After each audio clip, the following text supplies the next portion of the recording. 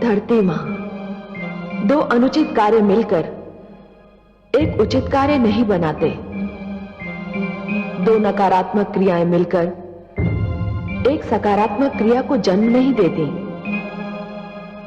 किसी के अनैतिक कार्य का उत्तर अनैतिकता से देना भी किसी समस्या का समाधान नहीं है। यदि कोई अपने स्तर से नीचे गिरकर बात करे तो उसका उत्तर देने के लिए उतने ही नीचे स्तर पर गिर जाना भी असभ्यता का प्रतीक है। इसमें संदेह नहीं कि विरोचन और बलि के साथ देवताओं ने जो कुछ किया वो अत्यंत अन्यायपूर्ण था, एक क्रूर और असभ्य कार्य था। परंतु उसके उत्तर में जब बलि ने यह अभियान आरंभ किया कि जो भी देवताओं का आदर करेगा बलि उसे अपना अपमान समझेगा, उसे दंड देगा, तो वो भी एक चरमपंथी नीति अपना रहा था। विशेषतया उसका लीला देखने को व्याकुल हूं। उनको वामन अवतार के रूप में देखकर मुझे आनंद मिल रहा है। ये सब उन्होंने क्यों चुना, ये जानने को मैं भी उत्सुक हूं। ये वो मार्ग नहीं था बलि जो मेरे भक्त प्रहलाद ने चुना था। ये तो हिरण्यकशिपु की प्रवृत्ति का मार्ग था, जिसके दमन चक्र को रोकने के लिए स्वयं मुझे नरसिंह अवतार धारण करना पड़ा था। जब तुम उस मार्ग पर अत्यधिक आगे बढ़ चुके थे बलि, तब तुम्हें अपनी भूल का आभास अवश्य हुआ था, परंतु तब तक तुम स्वयं उस मार्ग से लौटकर नहीं आ सकते थे। तुम्हें सत्य के मार्ग पर केवल ईश्वर ही ला सकते थे, और इसीलिए मैंने यह वामन रूप धारण किया।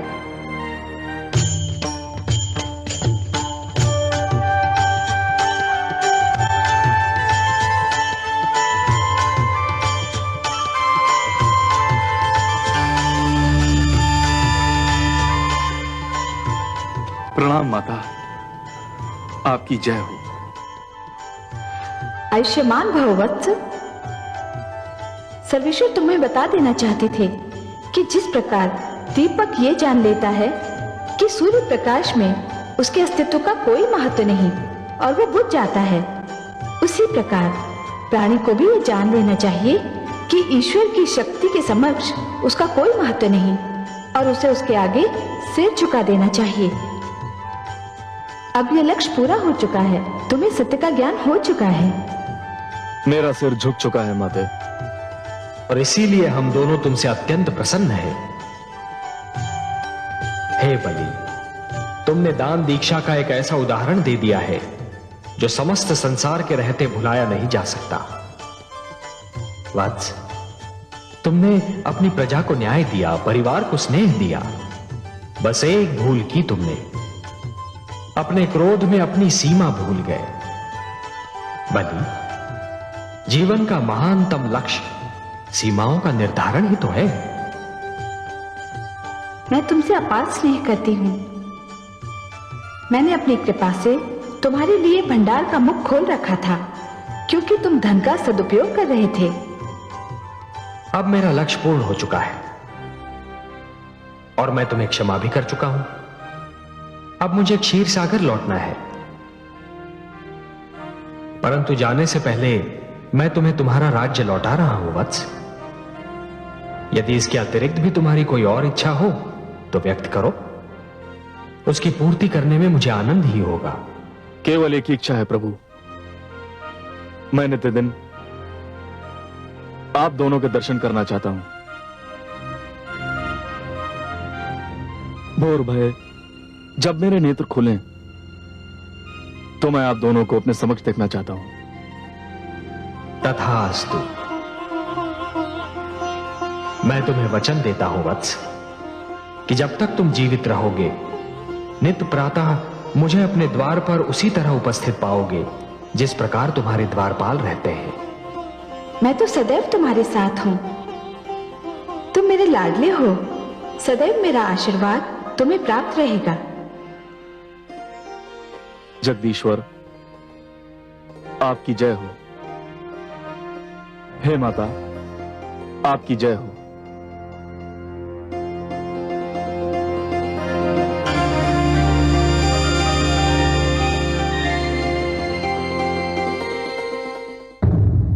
मैं मां हूं, धरती मां। व्यक्ति हो अथवा राष्ट्र, उसके चरित्र निर्माण की क्रिया में इसके सबसे बड़े उदाहरण हैं। प्रहलाद को देवर्षि नारद जैसे गुरु मिले और वो भक्ति के इतिहास में अमर हो गए। बलि को शुक्राचार्य जैसा गुरु मिला और फिर उसने अभिमान की धारा में बहकर जो कुछ किया, उसके निवारण के लिए भगवान श्री विष्णु को वामन अवतार लेना पड़ा। मुझे उनके पावन पग का स्पर्श मिला और मैं धन्य हो गई।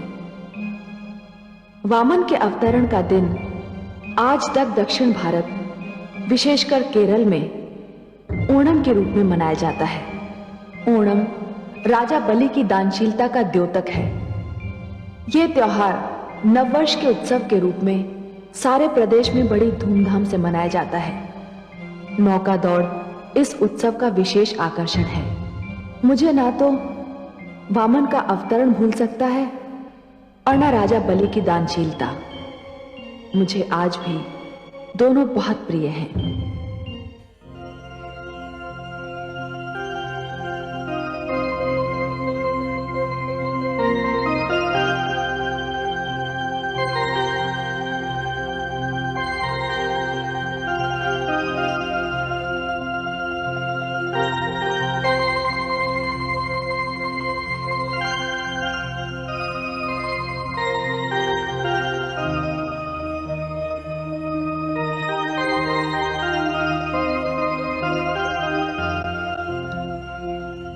हे कमल नयन, मैं बहुत देर से दूर खड़ी आपको निहार रही थी।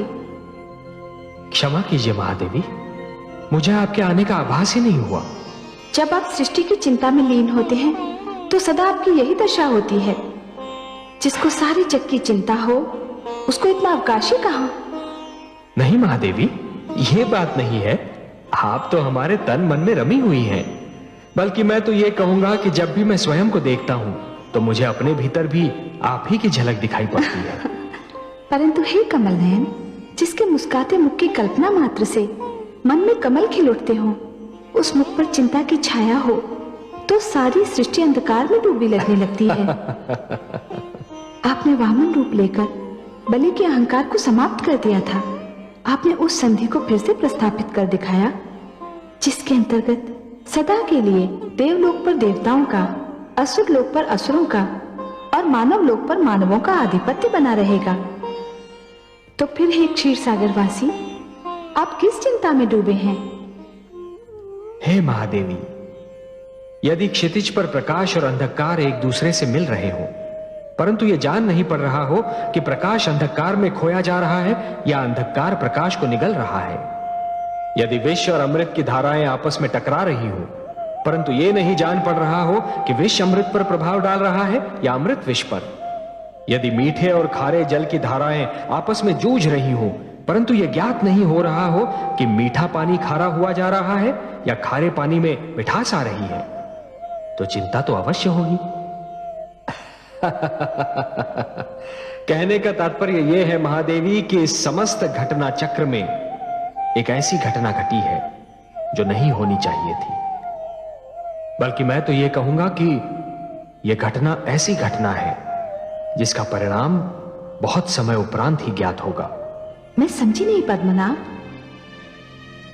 महादेवी, असुर और मानव आक्रमणकारी और आक्रमण के लक्ष्य के रूप में ही सही, पर एक दूसरे के संपर्क में आ गए हैं।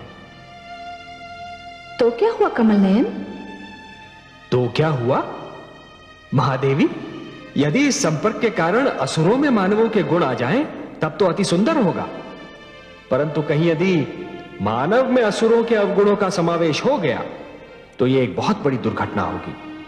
मानव के मस्तिष्क में अहंकार भर जाएगा और वो स्वयं को ईश्वर मानने लगेगा। पर ऐसा क्यों होगा? मैंने कब कहा कि ऐसा होगा? महादेवी, क्या होगा ये तो विधाता ही जाने, पर ऐसा हो सकता है इतना तो मैं अवश्य सोच सकता हूं। और महादेवी, मेरी इस सोच का एक कारण भी है, और वो कारण ये है कि मानव जितना सुंदर है उतना ही उतावला, वो जितना बलवान है उतना ही दुर्बल, और उसका हृदय जितना विशाल है उतना ही वो लोभी भी है। और मेरी चिंता यह है महादेवी कि कहीं उसका उतावलापन, उसकी दुर्बलता और उसका लोभ उस पर विजय न पाले, जिससे उसकी अवनति हो जाए। और मानव की अधोगति का विचार मात्र ही मुझे व्याकुल कर देता है महादेवी। मैं मां हूं, धरती मां। मैं तुमको जिस युग की कथा सुना रही हूं वो बहुत अद्भुत युग था। शिक्षा, ज्ञान और विद्या की दृष्टि से वो महान युग था। धरती पर सरस्वती की कृपा की शीतल छांव बिखरी हुई थी। वशिष्ठ, अंगिरा और जमदग्नि जैसे महान ऋषि दोनों हाथों से विद्या का धन लुटा रहे थे। मानव लोक में उनके यश की धूम मची हुई थी। उनके आश्रम ज्ञान विज्ञान के मंदिर थे। नित दिन नए वैज्ञानिक आविष्कार हो रहे थे। विद्यार्थियों और शिक्षार्थियों की भीड़ इन आश्रमों की ओर यूं खिंच रही थी जैसे पुजारी तीर्थ स्थानों की ओर खींचते हैं। इन आश्रमों के द्वार सबके लिए खुले थे। ऋषियों की लोकप्रियता अपने शिखर पर पहुंच चुकी थी। उनकी धर्म संसद राजाओं का पथ प्रदर्शन करती थी। उनके आचरण पर कड़ी दृष्टि भी रखती थी। परंतु जैसा कि करने के लिए उतावले हो उठे, ऐसे राजाओं की अगुवाई कर रहा था महेशमती नरेश राजा सहस्रार्जुन। राजपुरोहित, आप हमारी दी हुई सुविधाओं का अनुचित लाभ उठा रहे हैं। हमें अखेट पर जाने से रोकने का आपको साहस कैसे हुआ? क्षमा करें महाराज, किंतु मैंने जो कुछ भी कहा आपके और समस्त राज्य के हित में कहा। ग्रहों की दशा इस बात की अनुमति नहीं देती कि कल आप आखेट पर जाएं। ग्रह दशा कहती है कि यदि आप आखेट पर गए तो कुछ भी अशुभ घट सकता है।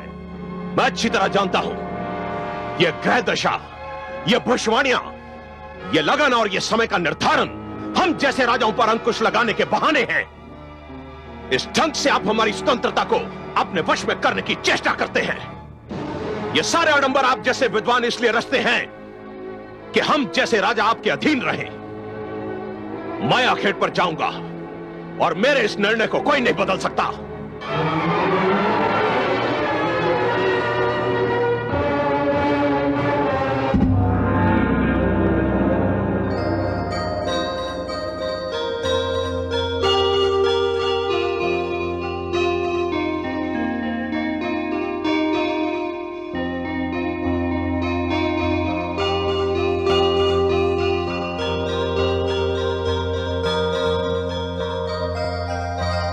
महारानी की जय हो।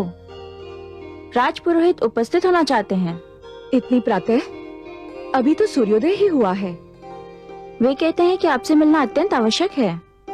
ठीक है, उन्हें बिठाओ, मैं अभी आती हूँ। जी महारानी।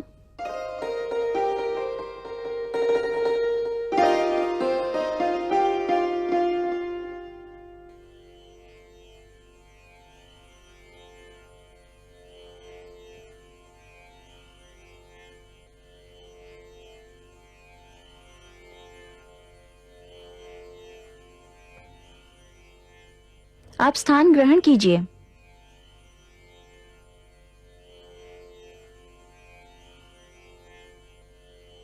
प्रणाम महारानी। प्रणाम। इतने सवेरे कष्ट देने के लिए क्षमा चाहता हूँ महारानी। दासी कह रही थी कि कोई अत्यंत आवश्यक कार्य है आपको। हाँ महारानी। तो फिर कहिए। महाराज सहस्रार्जुन आज आखेट पर जा रहे हैं। ये तो कोई नई बात नहीं है राजपुरोहित जी, और ना ही मैं इसे इतनी आवश्यक सूचना समझती हूँ जिसके लिए सूर्योदय होते ही किसी को कष्ट दिया जाए। कष्ट देने के लिए एक बार फिर क्षमा चाहता हूँ महारानी, किंतु अति आवश्यक कार्य यह बताना था कि महाराज का आज आखेट पर जाना उचित नहीं। क्यों? क्योंकि ग्रहों की दशा उत्तम नहीं है। ये बात आपने महाराज सहस्रार्जुन को नहीं बताई? बताई थी, किंतु क्या? किंतु उन्होंने मेरी बात सुनी अनसुनी कर दी। मैं तो उन्हें रोकने में असमर्थ रहा, किंतु जनहित ने मुझे विवश कर दिया कि भोर होते ही मैं आपको कष्ट दूं और आपसे निवेदन करूं कि आप उन्हें आखेट पर जाने से रोकें। यदि वो आज आखेट पर चले गए तो कुछ न कुछ अनर्थ होकर रहेगा।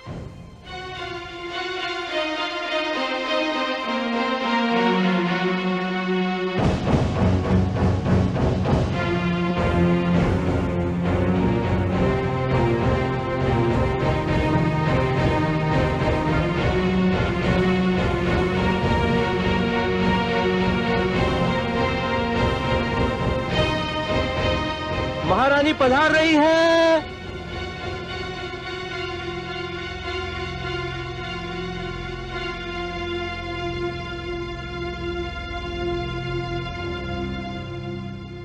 आपने यहां आने का कष्ट क्यों किया महारानी? हम अखेट पर जाते तो आपसे मिलकर ही जाते। मुझे इसलिए आना पड़ा महाराज कि मैं नहीं चाहती कि आज आप आखेट पर जाएं। क्यों? समझ गए। हमारे राजपुरोहित तो हमें वश में कर नहीं सके, इसलिए हमें वश में करने के लिए उन्होंने आपका आश्रय लिया। राजपुरोहित का कहना है कि आज ग्रह दशा उत्तम नहीं है। आप भी किन की बातों में आ गई महारानी? इन राजपुरोहितों ने अपनी महत्ता जताने के लिए ये सब आडंबर रच रखे हैं। ग्रह दशा, शुभ घड़ी, उत्तम लग्न, ना ही इन बातों की कोई महत्ता है और ना ही इन ढोंगियों की। ठीक है, तो इसे मेरी ही विनती जानकर मान लीजिए और आखेट पर मत जाइए। आप अच्छी तरह जानती हैं महारानी कि मैं आपकी बात कभी नहीं टालता, परंतु मुझे खेद है कि मुझे आपकी बात टालनी पड़ रही है। जिन अतिथियों को मैंने निमंत्रण दिया है वो क्या सोचेंगे? और अब तो मुझे यह सिद्ध करने के लिए जाना होगा कि यह केवल ढोंग है। राजपुरोहित जैसे व्यक्तियों की बातों में ना कोई तर्क है और ना ही कुछ सत्य है।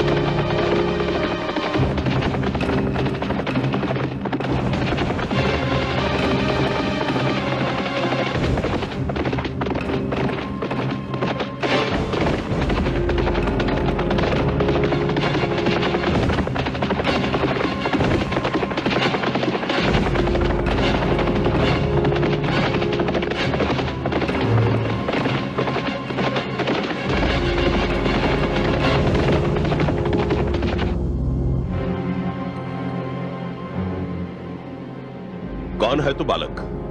मैं ऋषि जमदग्नि का पुत्र कलश हूँ। तो हमारा मार्ग रोक के क्यों खड़ा है? हट जा सामने से। मैंने आपका मार्ग नहीं रोका, आप मेरे मार्ग पर आ गए हैं। देखते नहीं इस पद पर हमारा आश्रम है। क्षमा कीजिएगा, अभी तक मुझे आपका परिचय नहीं मिला। क्या तुमने हमें नहीं पहचाना? पहचान लिया होता तो आपको परिचय देने का कष्ट क्यों देता? ऋषि पुत्र हो ना, इसीलिए अपनी सीमाओं का उल्लंघन करते तुम्हें भय नहीं लगता। मैं तुम्हें छोटा बालक समझकर क्षमा करता हूं। हम महेशमती नरेश महाराज सहस्त्रार्जुन हैं। प्रणाम महाराज, बड़ी प्रसन्नता हुई आपके दर्शन करके और आपका नाम जानकर। सुना है तुम्हारे पिता के आश्रम में बड़े सुंदर मृग समूह हैं। आपने ठीक सुना है महाराज। हम उनके आखेट के लिए यहाँ आए हैं। आप यहीं ठहरिए, मैं पिताश्री से पूछ कर आता हूँ क्या बंदर आ सकते हैं या नहीं। रुक जाओ पुत्र। इससे पहले कि तुम्हारे मुख से महाराज सहस्रार्जुन के लिए कोई शाप या अपशब्द निकले, मैं इनसे कुछ पूछना चाहता हूं। महाराज, आपने मेरे पुत्र पर प्रहार क्यों किया? उसे यह जताने के लिए कि राजा से प्रश्न नहीं किया जाता, राजा का मार्ग नहीं रोका जाता। इसका यह साहस कि हमसे कहे कि हम आश्रम में तभी जा सकते हैं जब आप इसकी अनुमति दें। क्या शिष्टाचार यह नहीं कहता महाराज कि किसी के घर में प्रवेश करने से पहले उसकी अनुमति ली जाए? घर? जिस धरती पर यह घर बना है वो धरती हमारी है, यह पूरी धरती हमारी है। इसलिए इस धरती पर जो भी वस्तु बनी है वो हमारी है। मानव तो धरती का क्षणिक स्वामी होता है महाराज, क्षणिक स्वामी। धरती का प्रथम और अंतिम स्वामी ईश्वरी है। आपसे पहले भी इस धरती के स्वामी कई आए और आकर चले गए, और आपके उपरांत भी कई आकर चले जाएंगे। क्या हुआ स्वामी? क्या हुआ स्वामी? अपने पुत्र को देखो। पुत्र? पुत्र तुम्हें घायल किसने किया? महाराज सहस्रार्जुन, मेरी प्रार्थना है कि आप यहां से लौट जाएं।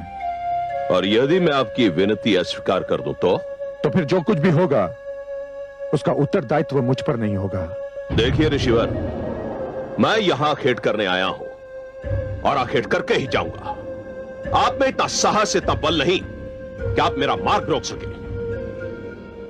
अन्याय को रोकने के लिए शारीरिक बल और शक्ति की आवश्यकता नहीं होती महाराज, उसे नैतिक शक्ति से भी रोका जा सकता है, और मैं इसी साधन से आपका मार्ग भी रोक लूंगा।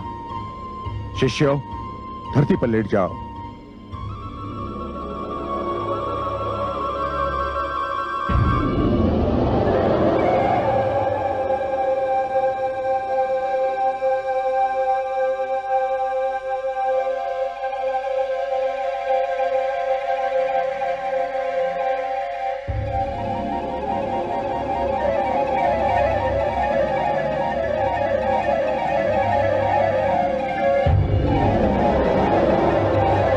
महाराज सहस्रार्जुन, यदि आप में इतना साहस है, इतना बल है कि आप इनको कुचलकर मेरे आश्रम में जा सकते हैं, तो जाइए, जाइए। अन्यथा लौट जाइए महाराज, लौट जाइए।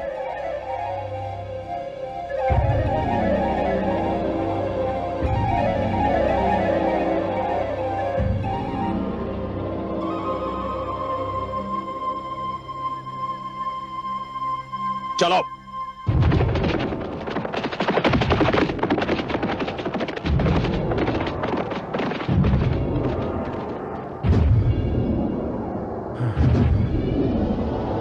उठ जाओ शिष्यों।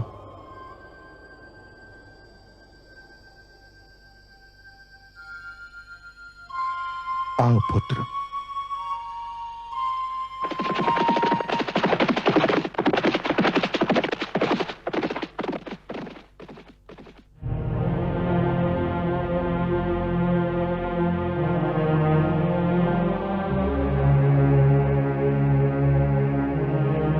महादेवी, आप मुझे मेरी चिंता का कारण पूछ रही थी ना? यही है मेरी चिंता का कारण। इसी क्षण की शंका मेरे मन में रह रहकर उभर रही थी। देखा आपने? देखा? असुरों और मानव का क्षणिक संपर्क अपना रंग दिखा रहा है। हाँ कमल नयन, मैं बड़े दुख से देख रही हूँ कि जिस मानव को फांस भी चुभे तो आप व्याकुल हो जाते हैं, जिस मानव को तनिक भी कष्ट हो तो आपकी योग निद्रा तक टूट जाती है, वही मानव आज ये भूलकर अपनी तेज, अपने यश और अपनी शक्ति पर इतरा रहा है। परंतु ये तेज उसे किसने दिया? उसका ये यश किसका दिया हुआ उपहार है? उसकी शक्ति किसकी कृपा का दान है? मैं मानव कथा के इसी मोड़ से चिंतित रहता हूं महादेवी। मानव जब इतना दुर्बल हो जाता है कि हर दुर्बलता उस पर विजय प्राप्त कर लेती है, तो वो अहंकार का आधिपत्य स्वीकार कर लेता है। महादेवी, जब दिन डूब जाता है और अंधकार छा जाता है तो हर वो वस्तु जो प्रकाशमान थी अंधकार में लुप्त हो जाती है।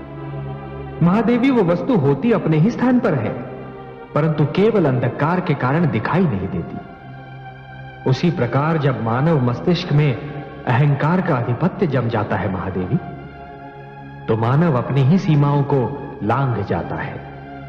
वो जिन नियमों का पालन कर रहा था वो नियम भी कहीं खो जाते हैं। इन सीमाओं का उल्लंघन और नियमों का भूल जाना एक दुखद कथा का आरंभ होता है महादेवी। हे कमल नयन, मानव आपको दुख दे रहा है, इसमें उसका कोई भला नहीं। बड़ा दुखद होगा वो दिन जब आपको मानव के विरुद्ध कोई पग उठाना पड़ेगा। यही भय मुझे भी लग रहा है महादेवी, यही भय मुझे भी लग रहा है। मैंने सदैव मानव की रक्षा की है, उसे कृपादान दिया है, पर लगता है कि मानव उन्हें भूल रहा है। महादेवी, आप जानती हैं कि मानव के दुख की गाथा कहां आरंभ होती है? जब मानव मानव से टकराता है, जब वो मानवता को भूलकर दूसरे मानव का शत्रु बन जाता है। हे प्रभु, इसमें आपकी क्या भूमिका होगी? महादेवी, आप सदैव मुझे दोषी के विरुद्ध और निर्दोष के साथ ही पाएंगी, अत्याचारी से दूर और दुर्बलों के साथ ही पाएंगी। यही होता रहा है और यही होता भी रहेगा।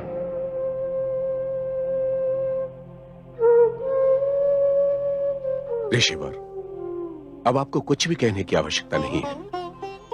हम सभी ऋषिगण को इस दुखद घटना की सूचना मिल चुकी है। महाराज सहस्त्रार्जुन ने जो किया वो अत्यंत दुर्भाग्यपूर्ण है और ये किसी राजा को शोभा नहीं देता। सहस्त्रार्जुन को इसका दंड मिलना ही चाहिए। ऋषिगण, मैं इस घटना को मात्र एक घटना मानने के लिए तत्पर नहीं हूं। मुझे इस घटना में एक नई प्रवृत्ति का सूत्रपात दिखाई दे रहा है। हे ऋषिवर, हम आपके कथन में छुपे संकेत का भेद जानने में असमर्थ हैं। कृपया हमें स्पष्ट करें कि यह किस प्रवृत्ति का सूत्रपात है। मैं बहुत समय से देख रहा हूं कि कुछ राजा और सम्राटगण हम ऋषियों के अस्तित्व को अपने लिए एक चुनौती मानने लगे हैं। वे हमारे परामर्श को हस्तक्षेप, हमारे उपदेश को अपने ऊपर अंकुश और हमारे द्वारा दिए गए मार्गदर्शन को अपनी स्वतंत्रता का हनन समझने लगे हैं। उन्हें यह भ्रम हो गया है कि आश्रम राज शक्ति के समानांतर एक शक्ति बनती जा रही है। वे मानने लगे हैं कि आश्रम राजनीति का केंद्र बन गए हैं।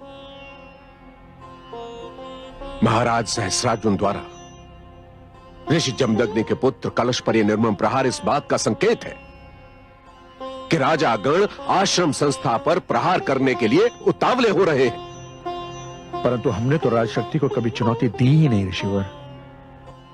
समस्त संसार जानता है कि हमारे आश्रम शिक्षा और विज्ञान के केंद्र हैं, राजनीति के केंद्र नहीं। हमारे आश्रम ने संसार को विद्वान और वैज्ञानिक दिए हैं, राजनीतिज्ञ नहीं। ऐसा संसार जानता है, ऐसा हम समझते हैं, किंतु राजाओं को यही भ्रम है कि हम उन्हें ललकार रहे हैं। तो क्या इसका अर्थ यह हुआ ऋषिवर कि हम महाराज सहस्रार्जुन के अत्याचार को यूं ही चुपचाप सहन कर लें, पी लें? कदापि नहीं। आपके पुत्र पर प्रहार समस्त धर्म संसद के आदर और सम्मान पर प्रहार के समान है। आपका कथन उचित है। महाराज सहस्रार्जुन को सप्तऋषि सभा के समक्ष प्रस्तुत होकर अपने दुष्कर्म का उत्तरदायित्व लेना होगा। महाराज सहस्रार्जुन तक ये संदेश पहुंचा दें कि कल वे सप्तऋषि सभा के समक्ष उपस्थित हों। जो आज्ञा ऋषिवर।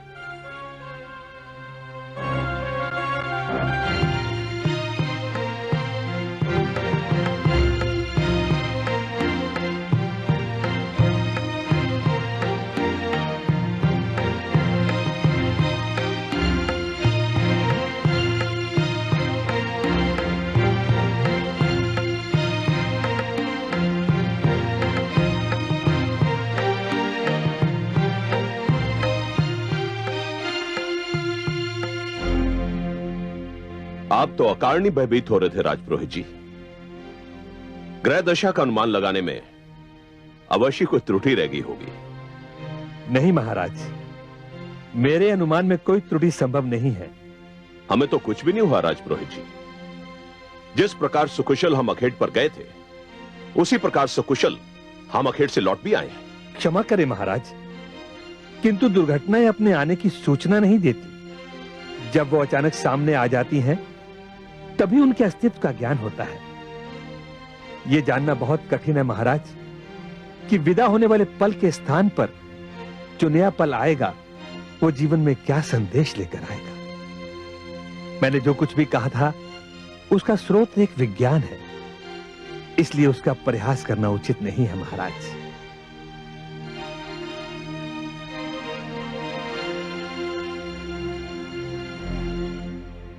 महिष्मती नरेश की जय हो। धर्म संसद से एक ऋषिवर सप्तऋषि सभा का संदेश लेकर आए हैं।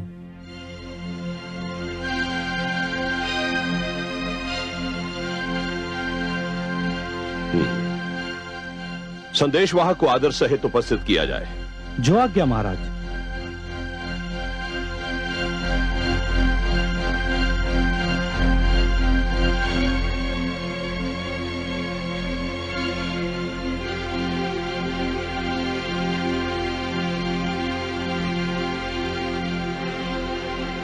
प्रणाम महाराज सहस्रा अर्जुन। मैं आपके आगमन का उद्देश्य जानना चाहता हूं। मैं धर्म संसद की ओर से आपके लिए संदेश लाया हूं। संदेश सुनाया जाए। धर्म संसद ने इच्छा प्रकट की है कि महिष्मती नरेश कल प्रातः उसके समक्ष उपस्थित हों। इस इच्छा का कारण भी बताया जाए। क्षमा राजन, कारण के विषय में मैं कुछ भी कहने में असमर्थ हूं। और यदि मैं धर्म संसद की इच्छा का आदर करना अस्वीकार कर दूं तो? नहीं महाराज, नहीं। ऐसा कोई भी निर्णय लेना सर्वथा अनुचित होगा। यदि सप्तर्षियों ने इच्छा व्यक्त की है तो हमें ऋषियों की इच्छा से आदेश की दुर्गंध आ रही है, और हम नहीं चाहते कि ऋषि हमें आदेश दे। इसलिए जाकर कह दो ऋषियों से कि हमें उनका निमंत्रण स्वीकार नहीं है। जैसी महाराज की इच्छा, परंतु मेरा एक परामर्श है कि इस प्रकार का कोई निर्णय करने से पहले आप अपने महामंत्री व अन्य सामंतों से विचार विमर्श अवश्य कर लें। प्रणाम। ठहरिए ऋषिवर, ठहरिए। महाराज, धर्म संसद का तिरस्कार बुद्धिमता न होगी। धर्म संसद के निमंत्रण पर न जाना रोष का कारण बन जाएगा। आप कहना क्या चाहते हैं? प्रजा धर्म संसद का बहुत आदर करती है। यदि धर्म संसद का अपमान हुआ तो प्रजा विद्रोह भी कर सकती है। आप जाइए ऋषिवर, महाराज धर्म संसद के समक्ष अवश्य प्रस्तुत होंगे। प्रणाम। आपने ये अधिकार?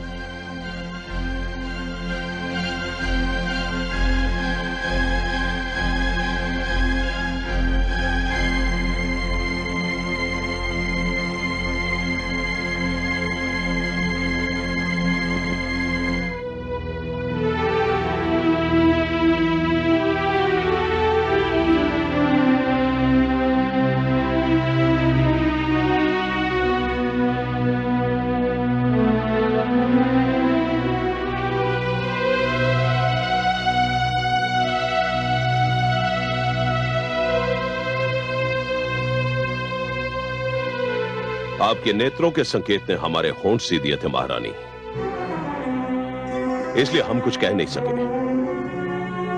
परंतु हमारी ओर से धर्म संसद का निमंत्रण स्वीकार करना हमें अच्छा नहीं लगा। क्षमा करें स्वामी, परंतु उस समय आप आवेश में थे, और आवेश में लिए जाने वाले निर्णय बहुधा हानिकारक सिद्ध होते हैं। हम राजा है महारानी, और इस धरती के बहुत बड़े क्षेत्र के स्वामी हैं। इस क्षेत्र पर हमारा आधिपत्य है, हमारा राज्य है। इस क्षेत्र में रहने वाले समस्त प्राणी हमारे आदेश का पालन करते हैं। ऋषि भी इसी क्षेत्र के वासी हैं।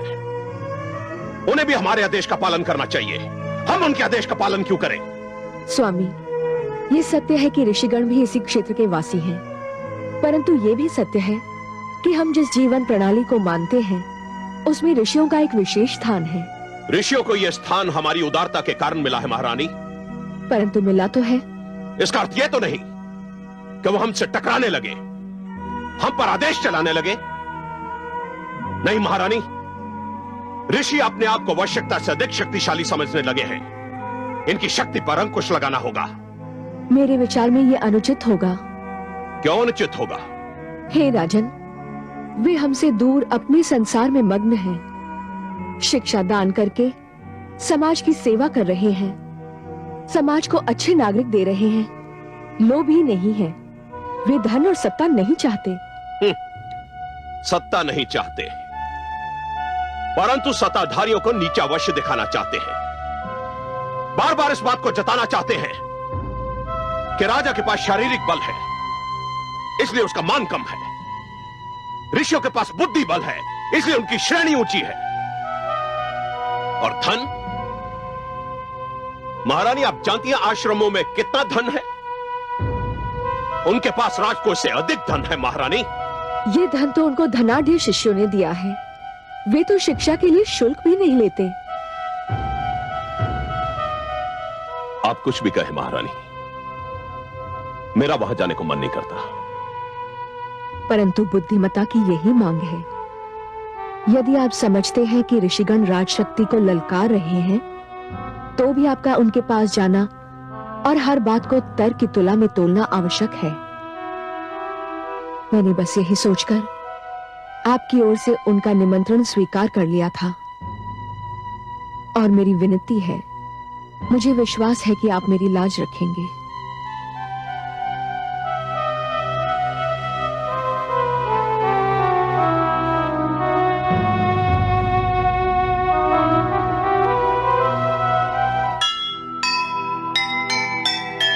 बैर करे विद्वान से जो वो है नादान। पूंजी हर एक देश की होते हैं विद्वान। जो विद्या के केंद्र हैं, मंदिर उनको जान है। शिक्षा ही में निहित मानव का उत्थान, मानव का उत्थान। जो सुने